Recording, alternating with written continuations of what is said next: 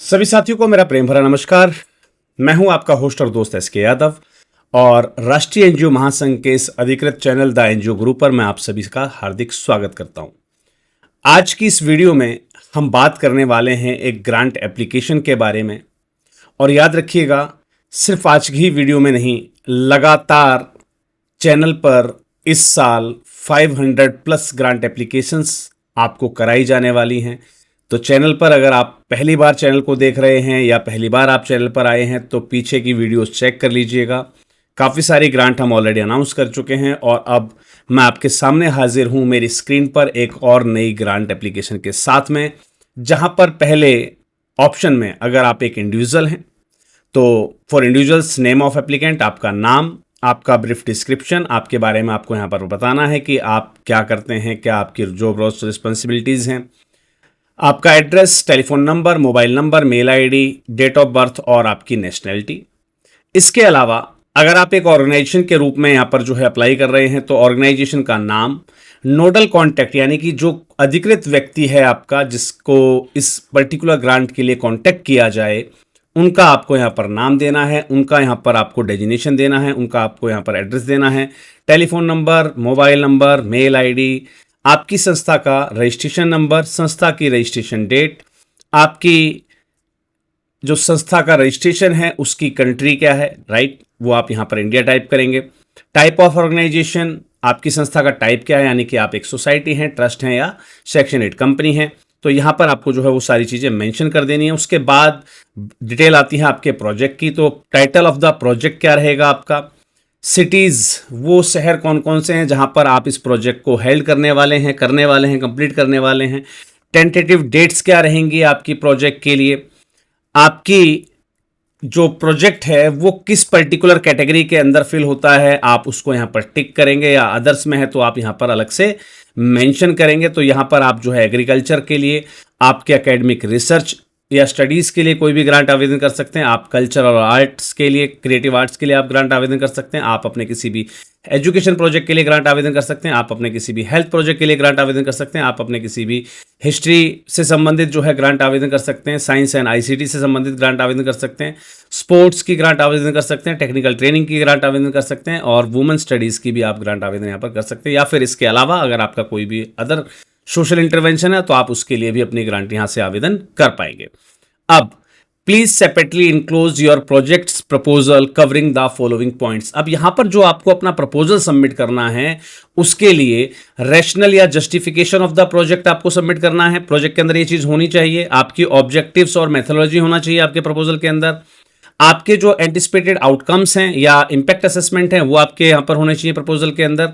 आपके प्रपोजल में बेनिफिशरीज का भी जो है डाटा मेंशन किया गया, उनके बारे में भी यहाँ पर इंफॉर्मेशन मेंशन की गई हो। टेंटेटिव शेड्यूल्स क्या रहेंगे आपके, कि आप किस किस तारीख को क्या क्या काम करने वाले हैं अपने प्रोजेक्ट से संबंधित। डिटेल्ड बजट एस्टीमेट ब्रेकअप के साथ देना है आपको, राइट। एस्टीमेटेड ब्रेकअप जो होता है डिटेल्ड बजट शीट का, वो कैसे दिया जाता है आपको पता होगा। Recurring amount, non recurring amount, किस व्यक्ति या किस पर्टिकुलर आइटम पर कितना खर्च आप कर रहे हैं, वो सारी चीज़ें आपको एक एक्सेल शीट के अंदर जो है डिस्क्लोज करनी है। आपको travel details of the participant या resource person between India and Bhutan, अगर इस प्रोजेक्ट के दौरान किसी भी रिसोर्स पर्सन की अगर ट्रैवल जो है आपकी अगर निर्धारित होती है इस दौरान, तो आप उसको भी यहाँ पर जो है मेंशन करना होगा आपको।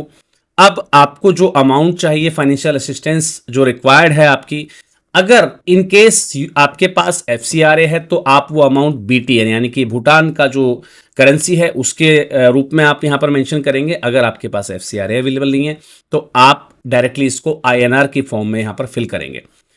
अमाउंट ऑफ एडवांस रिक्वायर्ड, इस प्रोजेक्ट के लिए अगर आपको कोई एडवांस में पैसा रिक्वायर्ड है तो उसको आप आईएनआर में पेश करें और उसका डिटेल जस्टिफिकेशन भी दें क्यों आपको वो पैसा रिक्वायर्ड है। अगर ये भुगतान आपको चेक के माध्यम से किया जाए तो चेक किस फेवर में ड्रॉन किया जाएगा, यानी कि यहाँ पर आपको अपनी संस्था का जो है बैंक में जो नेम है वो बैंक नेम आपको अपनी संस्था का यहाँ पर मेंशन करना है। Bank name in the sense bank का नाम नहीं, आपकी संस्था का बैंक में क्या नाम है, आपके खाते में, बैंक खाते में संस्था के किस नाम से वो बैंक खाता ऑपरेट होता है वो यहाँ पर आपको मेंशन करना है। अगर आपके पास किसी प्रकार का कोई रिकमेंडेशन लेटर है तो आप साथ में जो है अटैच कर सकते हैं।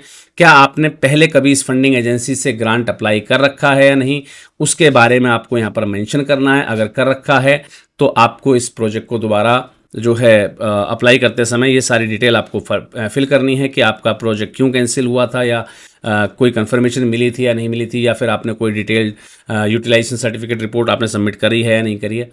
कौन सी फंडिंग एजेंसी है, तो फंडिंग एजेंसी ऊपर हमें दिया हुआ इंडिया भूटान फाउंडेशन से हमें ये ग्रांट मिलने वाली है, ये उसका ही फाइनेंशियल असिस्टेंस फॉर्म है। तो चलिए जी आगे बढ़ते हैं।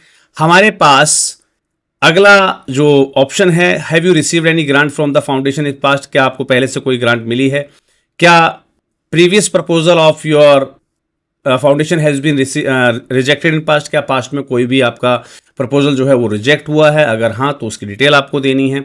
It is here by the confirm detail, आपने ये एक्सेप्ट करना है कि आपने जो ऊपर इन्फॉर्मेशन दी है वो आपकी नॉलेज और बिलीफ के साथ अनुरूप जो है वो बिल्कुल करेक्ट है, और इसके साथ ही आपको अपने डॉक्यूमेंटेशंस भी यहाँ पर अटैच कर देने हैं, राइट। तो यहाँ पर आपको अपनी डेट फाइल करनी है, नेम और सिग्नेचर के साथ आपको यहाँ पर अपनी संस्था की सील कर देनी है। अब ध्यान रखिएगा, जो बोर्ड है वो किसी भी एप्लीकेशन को एंटरटेन करने में, एक्सेप्ट करने में या रिजेक्ट करने में उनका पूरा हक है। आपको डिटेल समरी जो है प्रोजेक्ट की, आपको एक्सपेंडिचर की जो है डिटेल सपोर्टिंग डॉक्यूमेंटेशन और यूटिलाइजेशन रिपोर्ट के साथ जो है आपको सबमिट करनी होती है, right, with in 45 days of completion of the project, right. जो अप्रूव्ड प्रोजेक्ट होंगे, मान लीजिए आपका प्रोजेक्ट अप्रूव हो जाता है, तो आपका जो सपोर्टिंग डॉक्यूमेंटेशन है एक्सपेंडिचर से रिलेवेंट, या फिर आपके जो है यूटिलाइजेशन रिपोर्ट्स वगैरह हैं, वो प्रोजेक्ट खत्म होने के 45 दिन के अंदर आपको सबमिट कर देने होंगे, right. Grant will be released only after receipt of utilization report, आपको सिर्फ ग्रांट का अप्रूवल मिलेगा, बाकी का सारा काम आपको कंप्लीट करना है। कंप्लीट करने के बाद ध्यान दीजिएगा, the grant will be released only after receipt of your, utilization report receipt होने के बाद ही आपको अमाउंट वो रिलीज किया जाएगा, right. For entire grant amount including advance amount if any, अगर एडवांस अमाउंट भी कोई है तो वो भी आपको यूटी के बाद ही मिलता है, right. Please use the logo of this particular funding agency, आपको इस पर्टिकुलर फंडिंग एजेंसी का जो लोगो है वो यहाँ पर यूज करना होगा ड्यूरिंग योर वर्क, जो कि ब्रांडिंग मटेरियल के रूप में आपको यूज करना है, राइट। तो इन बातों का आपको विशेष ध्यान रखना है। कोई भी जो एयर टिकट्स होंगी वो इकोनॉमी क्लास में इशूड की जाएंगी, अगर किसी भी आपके रिसोर्स पर्सन की वहाँ जाने की आवश्यकता पड़ती है, आने की आवश्यकता पड़ती है। इंफ्रास्ट्रक्चर रिलेटेड जो एक्सपेंसेस हैं लाइक ऑफिस इक्विपमेंट्स या फर्नीचर से रिलेवेंट, वो ऐसा कोई भी आपको यहाँ पर बजट में आपको इन्वॉल्व नहीं करना है। स्टाफ की जो सैलरी है उसकी भी आप बजट में इंक्लूड करने का उसको प्रयास मत कीजिएगा। Payment of fees for professional services या ऑनरेरियम वर्क, राइट, वो जो है जस्टिफिकेशन अगर आप एडिक्वेट प्रोवाइड करते हैं तो उस केस में ही आपको जो है ये अलाउ किया जाएगा। अब इसको सबमिट कहाँ करना है, आपको अपने प्रपोजल को सबमिट कर देना है थ्रू ईमेल। आप ibf.thimpu@mea.gov.in पर आप ये सबमिट कर सकते हैं। ये इंटरनेशनल मेल जो है एक गवर्नमेंट मेल आईडी है, जो कि इंडिया और भूटान के बीच में जो हमारी जो एम्बेसी बनी हुई है उसके रिगार्डिंग है ये।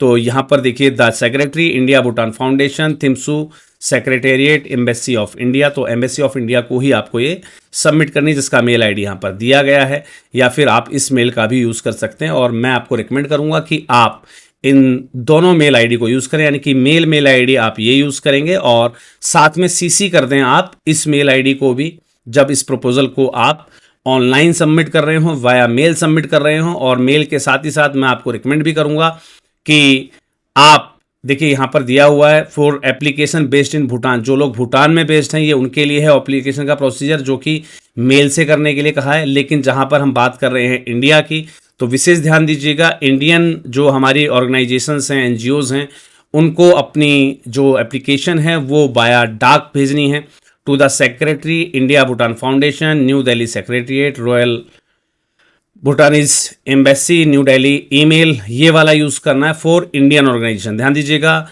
इंडियन ऑर्गेनाइजेशंस को ये वाला मेल आईडी यूज़ करना है, राइट। तो इस बात का आपको विशेष ध्यान रखना है।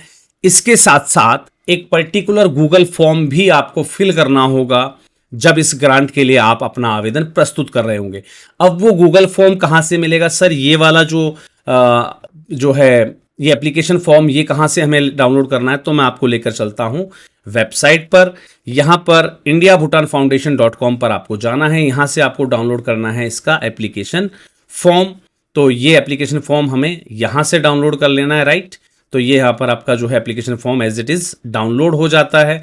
सेकेंडरी जो मेल आपको जो गूगल फॉर्म आपको फिल करना, ध्यान रखिएगा जब भी आप एप्लीकेशन फाइल करें तो आपको एक गूगल फॉर्म को फाइल करना बहुत ज़रूरी है, मैंडेटरी है।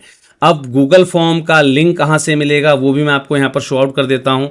तो यहाँ पर देखेंगे आप, यहाँ पर आपको ये पर्टिकुलर गूगल फॉर्म का लिंक दिया गया है और यहाँ मेंशन भी किया गया है, please be sure to complete this Google form along with your submission. जब भी आप सबमिशन करें तो उसके साथ आपको इस गूगल फॉर्म को भी फिल करना अनिवार्य है। तो इस बात का आपको विशेष रूप से ध्यान रखना है जब आप इस ग्रांट के लिए अपना आवेदन प्रस्तुत करते हैं तो, राइट।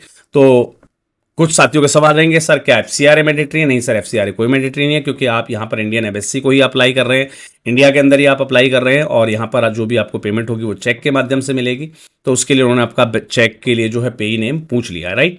तो इस प्रपोजल के लिए, इस ग्रांट के लिए आज ही अपना आवेदन करना आप सुनिश्चित कर लें। और याद रखिएगा, लगातार राष्ट्रीय एनजीओ महासंघ के माध्यम से इस साल हमने 500 प्लस ग्रांट को आवेदन करवाने का एक टारगेट जो है लिया है, क्योंकि इस साल बहुत ज़्यादा ग्रांट्स आने वाली हैं। तो फिर अगर आप अभी तक राष्ट्रीय एनजीओ महासंघ परिवार के सदस्य नहीं हैं तो जल्दी से जल्दी राष्ट्रीय एनजीओ महासंघ परिवार की आप सदस्य ले सकते हैं। उसके लिए नीचे डिस्क्रिप्शन में आपको जो है डिटेल दी गई है। अदरवाइज आप राष्ट्रीय एनजीओ महासंघ के हेल्पलाइन नंबर 9991997003, मैं एक बार फिर से रिपीट करता हूँ, 9991997003 पर आप हमें कॉल के माध्यम से एफिलिएशन की जो इन्फॉर्मेशन है वो आप प्राप्त कर सकते हैं। अदरवाइज आप जो है चैनल मेंबरशिप को भी आप ज्वाइन कर सकते हैं। चलिए मिलते हैं अगले किसी और वीडियो में नई किसी जानकारी के साथ, तब तक के लिए सभी को जय हिंद, जय भारत, धन्यवाद।